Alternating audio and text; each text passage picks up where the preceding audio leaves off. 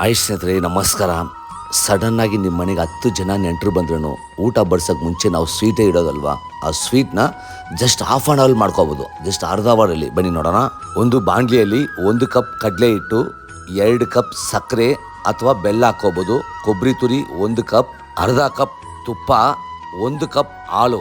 Stove ಮೇಲೆ ಇಟ್ಟು ಗ್ಯಾಸ್ನ ಶುರು ಮಾಡಿ ಈಗ ಮಿಕ್ಸ್ ಮಾಡಿ ಒಂದು 20 ನಿಮಿಷ ಕೈ ಬಿಡ್ದಿರನೆ ಸ್ಲೋ ಫ್ಲೇಮಲ್ಲಿ ಅಲ್ಲಾಡಿಸ್ತಾ ಇರಿ.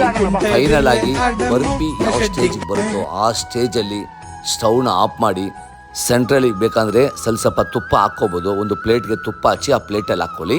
ಸ್ವಲ್ಪ ಡ್ರೈ ಫ್ರೂಟ್ಸ್ ಮೇಲೆ ಹಾಕ್ಕೊಳ್ಳಿ, ಬೇಡ ಅಂದರೆ ಬಿಡ್ಬೋದು, ಅದು ನಿಮ್ಮ ಇಷ್ಟ. ಅದು 10 ನಿಮಿಷ ಬಿಟ್ಟು ಮಾರ್ಕ್ ಮಾಡಿ ಒಂದು ಅರ್ಧ ಅವರ್ ಬಿಟ್ಟು ಬರ್ಫಿ ಎತ್ಕೊಳ್ಳಿ. ಇದನ್ನ ಸ್ಟೋರೇಜ್ ಮಾಡ್ಕೋಬಹುದು. ಟೇಸ್ಟ್ ಅಂತೂ ತಿಂದ್ರೆ ಕಳೆದೋಗ್ತೀರಾ, ಅಷ್ಟು ಸಖತ್ತಾಗಿದೆ.